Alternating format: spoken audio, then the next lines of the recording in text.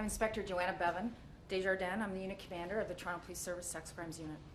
Over the past several days, there has been extensive media coverage relating to allegations of assault and sexual assault. When I became aware of this information, I assigned investigators immediately to review all media coverage relating to this investigation.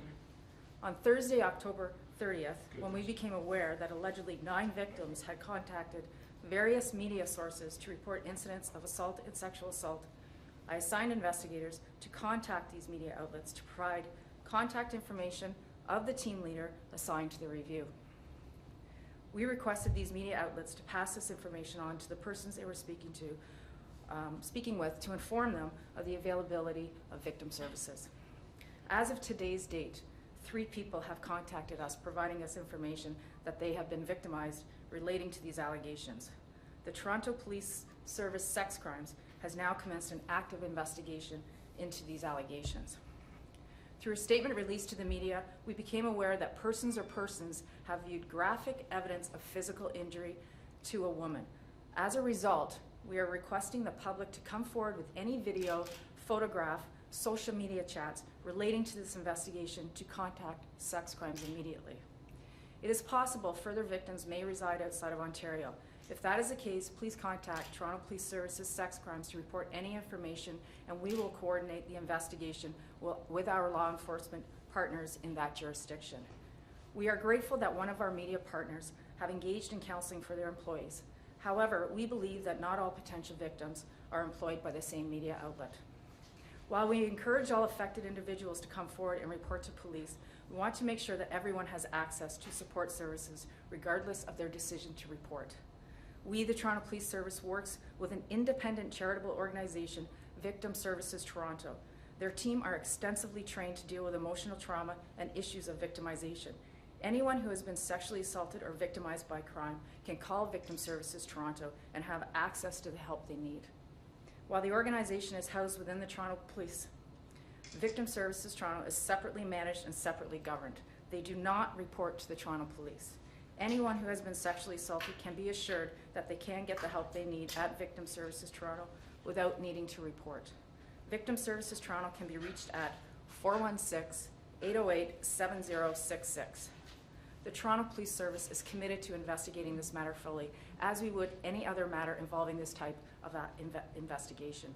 Members of this office are fully trained in this area and are sensitive to the victim's needs. Further information relating to the work we do is provided on the Toronto Police Service Sex Crimes website, including links to other resources.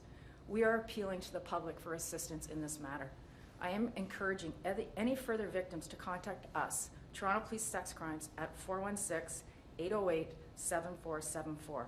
I am also requesting anyone with any information relating to this investigation to also contact us at this number or at Crime Stoppers at 222-TIPS, or our main Toronto Police number at 416-808-2222. Thank you. Have you contacted Ghomeshi for an interview yet? No. Will you be? At some point of the investigation, he will be invited to come in and speak to us about What this. charges?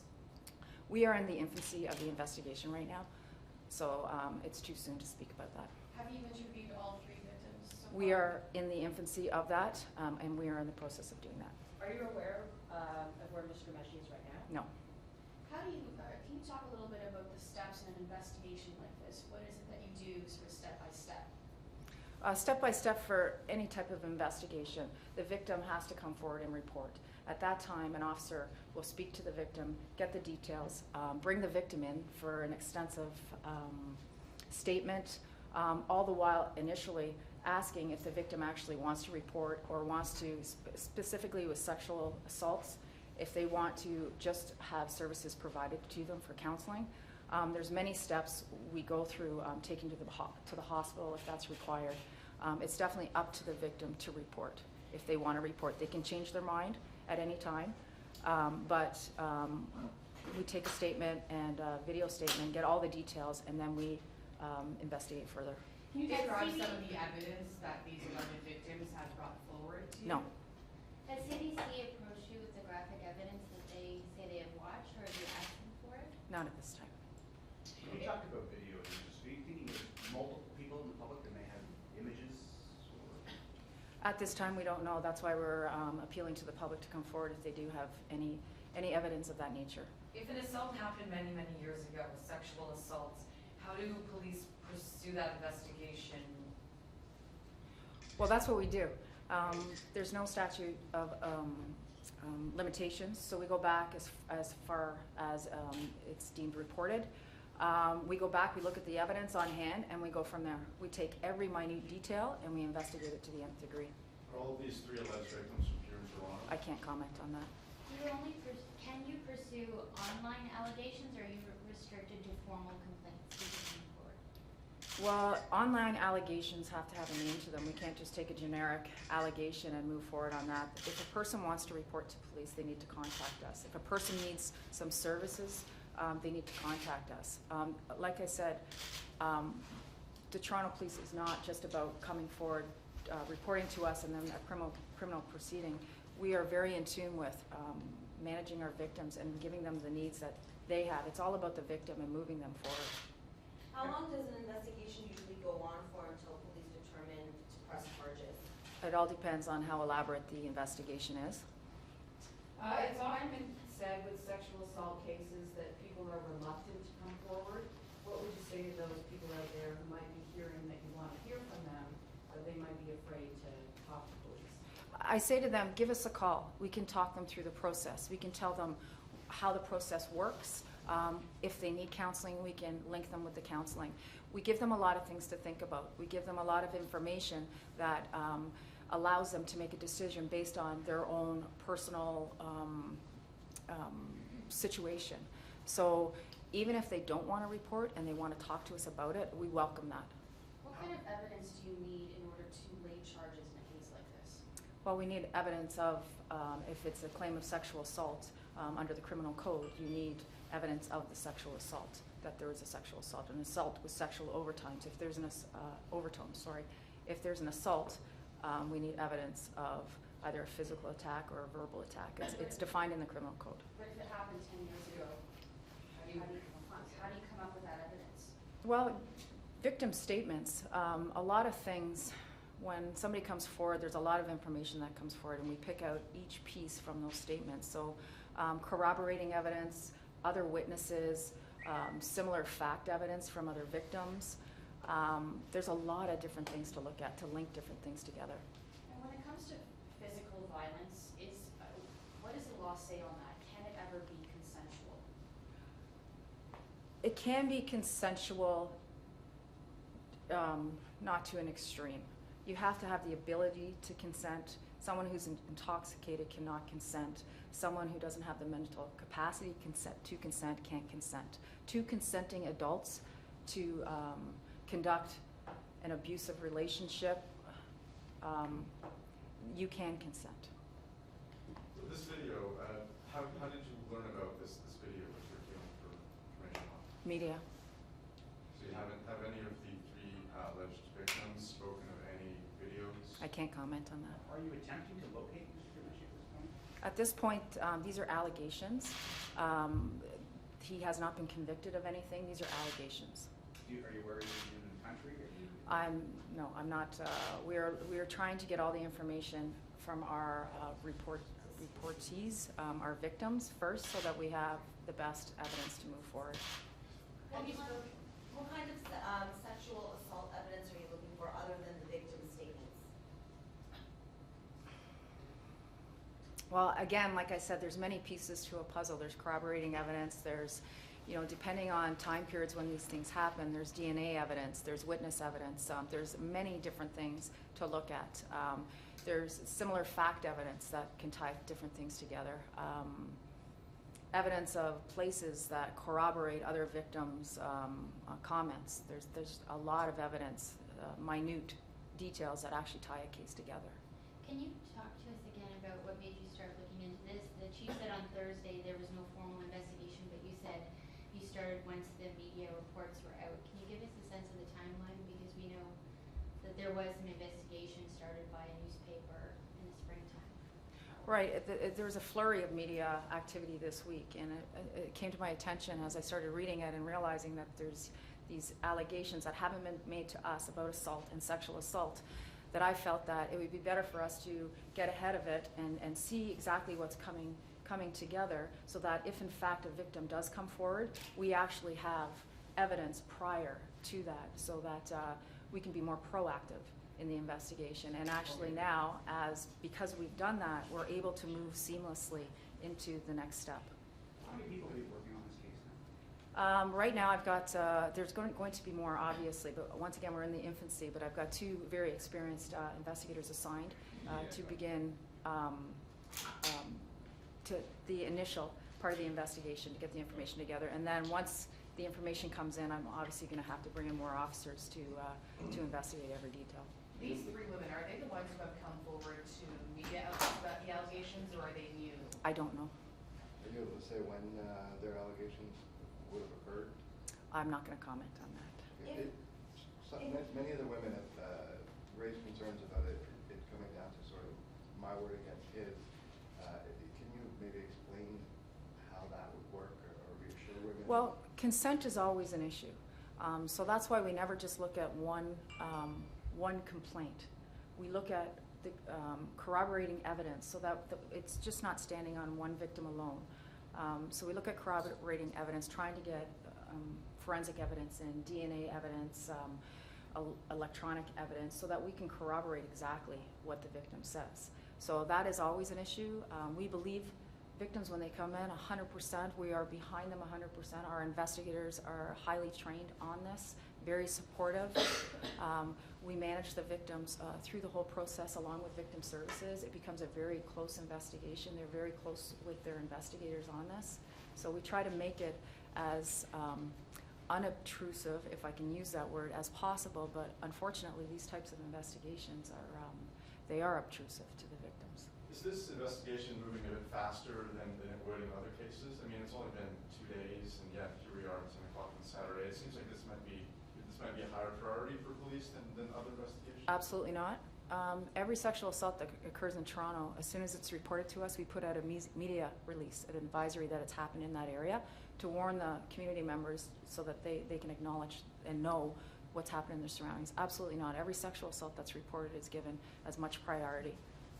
If the accused isn't in the country, but police do need him to come in and talk to them, give a statement, how does that process work? Well, we will reach out. When it comes to that point, we will reach out to the, he's not an accused at this point, reach out to the person and invite them to come in and have a conversation with us. When would you get to that point?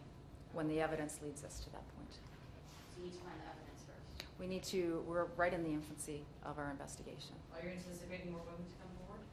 Well, if we don't have the information from the media of the 9 people that have allegedly come forward. So if they want to come forward and report, that would be extremely welcome, and we can help them whether they want to report or not report. So I can't answer that question. Have you spoken to any of the other women? Because you mentioned at the beginning that you reached out to the media about those 9 women. Have you been in contact with any of them to talk about the victim services or coming forward? No, the information was passed on to the media outlets that were talking with these people that were coming forward, and we asked them, here's our officers' names, and please advise these people that there are victim services available. Just to clarify, how many videos are you looking at? I don't know. Will you be speaking with people at the CDC who've seen this so-called graphic evidence, who were involved in this situation for months, who've spoken to Mr. Ghomeshi over that time? At some point, we're going to have to, yes. Okay, so you believe that there is a video out there of something that I don't know. could show violence? That's something we have to confirm. We don't know if there is a video or there isn't a video, but as you know, it's been reported in the media that there's a video, so we have to do our due diligence to find out if there's a video. Have you heard anything about the University of Carleton University that was saying that they're going to investigate themselves as well about their interns when they work at CBC, if they've been abused in any way? All I've seen is what's in the media. Because there's 3 women who have come forward as opposed to 1 woman who's come forward, how does that sort of play into the investigation? Is it easier to find evidence to lay charges if there's more than 1 person? Well, I don't know if easier is the word, but it's beneficial when you have corroborating evidence from 3 separate sources. So these people have come forward. you know, they've seen that other people are talking about it, and it's brought it back up into their lives, and they've obviously gone through it in their minds on, should I report, should I not report, should I discuss this? So the one very positive thing about this with the media is you brought it to the forefront. You've got conversations ongoing right through universities, in all different venues. It's brought to the forefront, which is excellent. The fact that their stories, because you mentioned they were cooperated, the fact that their stories have similarities, how crucial is that to you in terms of believing their allegations? Oh no, we believe them right from the onset. There's never a doubt about believing them. But for court purposes, as I said to you before, consent is always an issue. When you have one or more people, more than one people giving the same story and the lack of consent, then that's definitely showing a pattern of some sort. And that can be considered evidence? Absolutely. Can you just clarify one more time, do you know where Ghomeshi is at this point? They say that he's in the United States, and have you spoken to him yet? No and no. Can you talk to us just a little bit more, sorry, to clarify the process? So right now you're interviewing, gathering evidence, and then kind of how it could lay out from here? Right, so again, the victim has to contact us to report. We don't reach out and demand a victim report. So the victim contacts us, an officer goes and speaks with them and gets the information and gives them their options. If they do decide to report, then they're brought in for a statement to get all the facts. Once that happens, actually prior to all that happening, we ensure that they're taken care of medically, they're given any type of counseling they need, they talk to the appropriate people.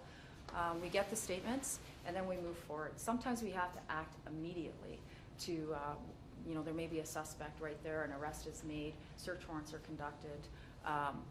Other cases that perhaps are more historical or happened over a larger period of time, it's a different way that we react. We don't react so immediate. We have to get our facts together, and then that leads us to an outcome. When did the third victim come forward? I can't comment on that. I know you said the investigation was in its infancy. Would you say charges are imminent? I'm not going to comment on that either. And can we confirm that the suspect is in fact Ghomeshi? The person that the allegations are being made against, yes. But you don't want to say the name? I'll say the name, Ghomeshi. Okay. Yeah, 47 years. No, because I kind of noticed, I thought I noticed that you were never pronouncing the name. No problem. I can't remember you said, what kinds of abuse are you investigating? Assault and sexual assault. At what point would you be reaching out to Ghomeshi and asking him to come speak with police? Well, again, I'm not going to comment on that. We have to look at what we have before us, and then we'll make that decision. Do you have to wait for charges to be laid, or would this be leading up No, to the I'm not. possibility of charges? I'm not going to comment on that. Are all three of these alleged victims, did each of them give information consistent with both assault and sexual assault, or some of them just one but not the other? No comment. What if Gian doesn't come to give a statement? What happens? Well, I'm not going to comment on that. Was that a search warrants of his home, anything like that? No comment on that. Okay. How frustrating was it for police to be seeing all these stories in the media and not have a complainant and not be able to move forward with the investigation? You know, I don't think it was frustrating. I think it was an opportunity for it to be brought to the forefront in our society, and the way that our community gathered around it, and they were disgusted by it and knew that something had to be done. It allowed the victims, alleged victims, to come forward and get their story out. And then I think perhaps the way that the community reacted allowed them to feel more confident to come forward to us. So I don't take it as frustrating at all. Thank you very much for joining us, Inspector. That's going to be ending our news conference today. Thank you very much for joining us.